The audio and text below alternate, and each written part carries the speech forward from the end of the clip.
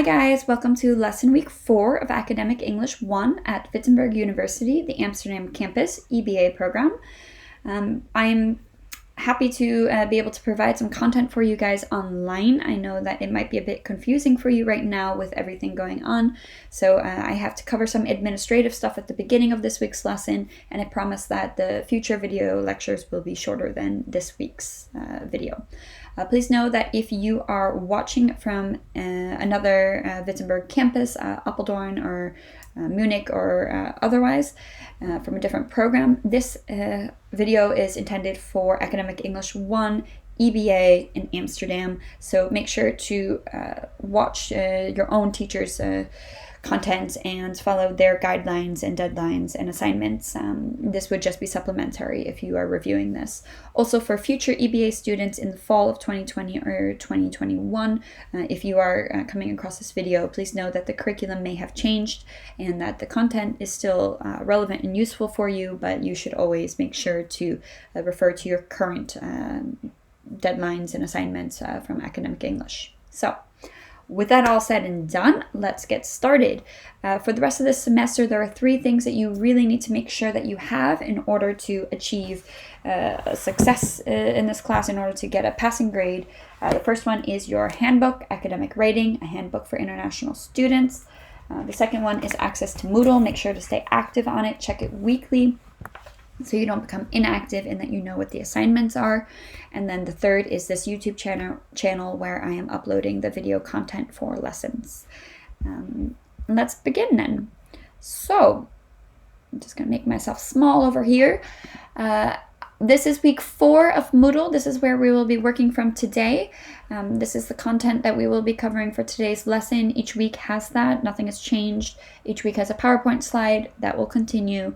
We always had 1 in-class required assignment in order to get attendance requirements. Now we will have 2 since we don't have face-to-face lessons, so we need a little bit more. I need some more work from you so that I can give you sufficient feedback to continue improving. So this week you have what was assigned last week as homework, but a bit more expanded, and then an additional writing assignment to round out the Unit 1.7 that we started and went through last week.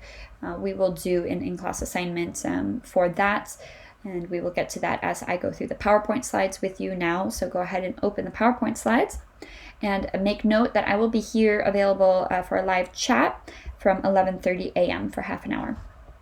The last half an hour roughly of class, in the middle of, towards the beginning of class. We start at 11:20 normally. Okay, so our slides. Let's begin. Go to the beginning. All right, we have the semester overview. Today we were in week 4, March 18th, an online lesson. Then we have a week of no lessons and then another online lesson. The future beyond April 6th is not yet known. I predict that we will likely, at least until week 8, need to be doing online lessons, possibly longer, possibly for the duration of the semester. That is something that the university will keep you up to date on, following the Dutch government, the laws of the Dutch government. And I will also remain in contact for you guys. And if you ever have any questions, concerns, comments, if you're struggling, feel free to reach out to me. I'm happy to try to help you during these confusing, unprecedented times. So, Unit 1.7, we will go over the assignment. We have just 1 exercise from that. Make sure that each week when you have unit reading assignments that you read through the whole unit. You don't have to do every exercise. Choose a couple of exercises that you find useful and then check your answers in the back of the book.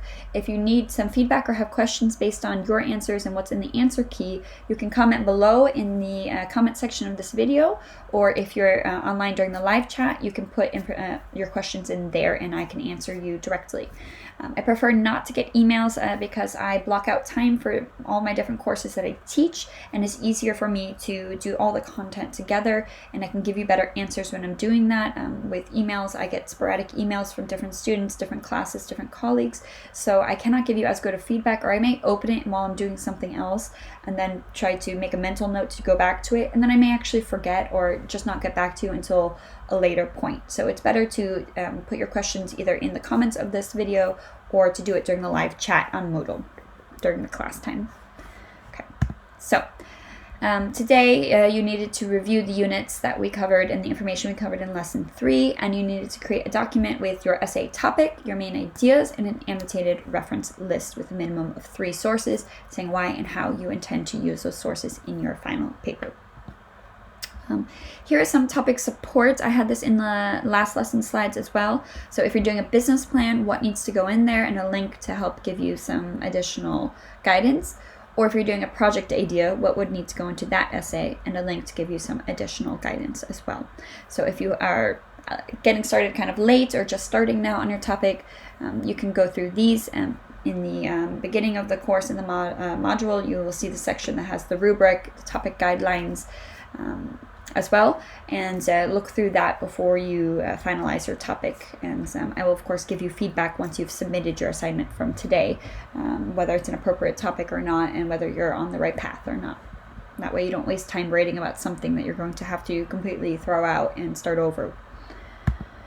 Okay, so today you need to upload that document. You need to edit it and expand on it a bit today, and then upload it on Moodle in the week 4 section. You need your essay topic explained in 1 sentence. 2 sentences is fine too, but just the gist. A proposed title, what you think you could call your title your essay as. A working thesis statement, roughly 25 to 40 words. That just means your first attempt at a thesis statement. You're not married to it. You don't have to stick with it. It'll likely change as you go throughout the writing process, but have something to work off of just to give you a little bit of some light and direction of where to go. And then what are your main ideas, and then the annotated reference list with minimum of 3 sources given in Harvard referencing style, 1 to 2 sentences for each source on why and how you will use the source. Our Harvard referencing guide is listed at the top of the Moodle page in the online area, so refer to that if you don't know how to use Harvard referencing. Okay, so unit 1.7, summarizing and paraphrasing part 2. Go through the exercises at least that we have in the slides from last week if you weren't there. And then do exercise 5 on page 50. It is a required in-class assignment. You need to upload your answer, your 50-word summary in that section on Moodle by the end of the week, Friday, March 20th, by the end of the day, 11:59 p.m. And this is just to give you, if you want to pause the video, this is the assignment, the reading assignment. Okay, the last word in laboratories, question mark.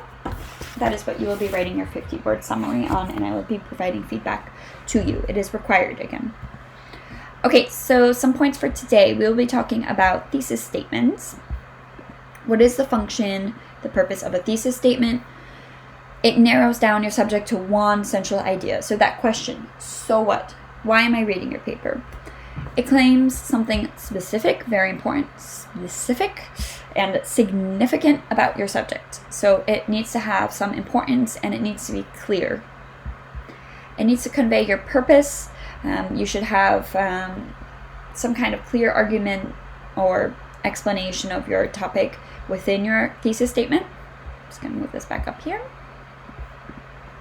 Okay, it needs to establish your voice. So what is your attitude, your approach to this subject, and your formal language, etc.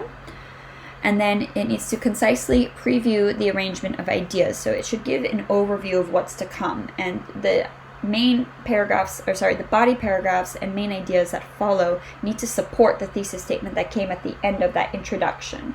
So you start with your introduction, your general information, and then some transitional information that leads you to your thesis statement, and then each body paragraph that follows has a main idea, and that supports the thesis statement with its examples and evidence and analysis. Okay. So we have a couple of sources here to help you with developing your thesis statement. This is a YouTube video here. Let's see if I can get it to open easily.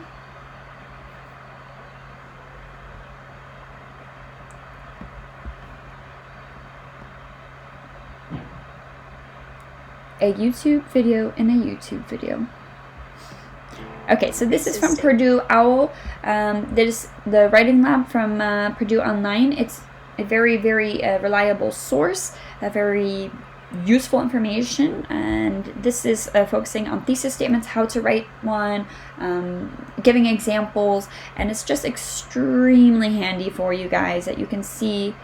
You can see some examples here that really help. They walk you through the process, and then they give you some clear information about how to use it, where does it come, etc. So I'm just going to go back now to the next source, which is an article that I want you guys to read through. This is from from Harvard University, the writing center that they have, about developing a thesis, the steps that you need to take in order to construct a thesis statement, and some examples. So make sure to read through that and to watch the video, and then you can submit your working thesis statement in your assignment for today, and I will give you feedback on that as well. I have here a suggested outline. It's a bit blurry, sorry about that, but you will write probably about 7 paragraphs total.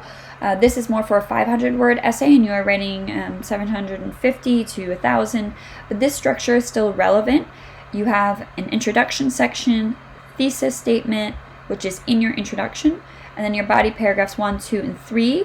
You could even just put a line in the middle and have a couple of notes for body paragraph 1, 2, 3, 4, 5, 6, and your conclusion. This kind of goes along the lines of what we talked about last week with the Cornell note-taking method, that it's really nice to have an overview of where you're going. So a couple of your main points here, what you want to have in your introduction, and then your thesis statement, and then maybe your main point and 1 or 2 supporting points in your little boxes for body paragraph 1, 2, 3, line 4, 5, 6, for example, and then some main points for your conclusion. And once you have that, you have a nice outline, and then you can start writing your first draft with a bit more guidance and structure and clarity of what you want to do with your paper. So I just wanted to show you that as an example outline. There are many ways to outline, and we have, of course, the sections in our textbook as well. If you look at Unit 1.5, on page 33, from understanding essay titles to planning, and there you have many examples of how to plan an essay, start writing a draft, and how to outline as well. So go through that if you haven't already. And then I want to show you one more very useful video on writing. It is from a colleague of mine from the Hague University of Applied Sciences. He has created this very useful video about academic writing, and it covers creating a thesis statement as well. So I would like for you to watch that video. It's 11.5 minutes. And he covers a lot of important information. An essay is a short text in which a writer provides some information and usually an opinion on it. Should answer. So it gives you some tips and tricks, some information about thesis statements. Or take a stand on an issue. Subject of the paper. And here it gives some of the basics, the outline, and then it talks about structure as well and how to use formal language, and it's just an overall very good video for you guys, and I highly suggest that you go ahead and watch that. Okay, now, your homework for next week. You need to read Units 1.8 and 1.9. That's talking about Harvard referencing. We will go into more detail. You have now your annotated reference list, and then you will expand on that and make use of that. You will complete your outline and start working on your first draft of your essay, and you should make yourself familiar with Harvard referencing on Moodle. I will show you one more time where our Wittenborg approved guide is as well. And then our next lesson will be on April 1st. Okay. So, the Wittenborg approved Harvard referencing guide is at the top of our course page. Module introduction, you have your module guide here. So it's actually above that. It's above the module introduction. So under class announcements, you have Harvard referencing Wittenborg approved guide. That is where you will find your information for Harvard referencing. Please follow that. And that's it then. So I will be live with you guys at 11:30 a.m. on Moodle. So make sure to make use of that if you are working within the class time. And if you are not, then you can comment below with any questions that you have, and I will make sure to answer them. Make sure to do your summary, your 50-word summary.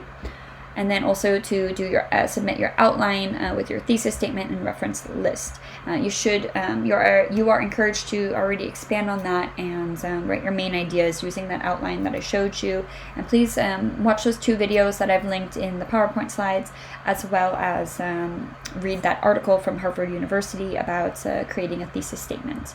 And that should get you going for the next 2 weeks then. Best of luck on any exams that you have coming up. Please let me know if you have questions or if you're just struggling. I'm happy to help you. I want to close this video by providing for my international students who don't understand Dutch some information about how to find how to get information about the coronavirus in the Netherlands that is reliable. And oh no, where did it go? Okay, well, I'll just show you from the beginning. Coronavirus, if I type correctly, coronavirus Netherlands. You can see then here, you want to go to rivm.nl. This is the official government information, and you can find everything that you need to know there. And if you go to current information, you can see what's going on right now. They update daily at 2 p.m. With the number of positive tested people, the map, and some extra details. So if you want to have some reliable information about the coronavirus in the Netherlands, this is the source that I recommend. I know it's difficult to find information when you are an international student that you know is trustworthy, so I just wanted to point this out for you guys. Try not to obsess over it too much and try to focus. Be smart, be safe, stay home as much as you possibly can, of course, and just take good hygiene, don't meet up in big groups, and continue with your schoolwork. Hopefully this will all then be over as soon as possible. Okay guys, that's all I have for you today, and I will hope to see you in the live chat, and I wish you all the best. Bye!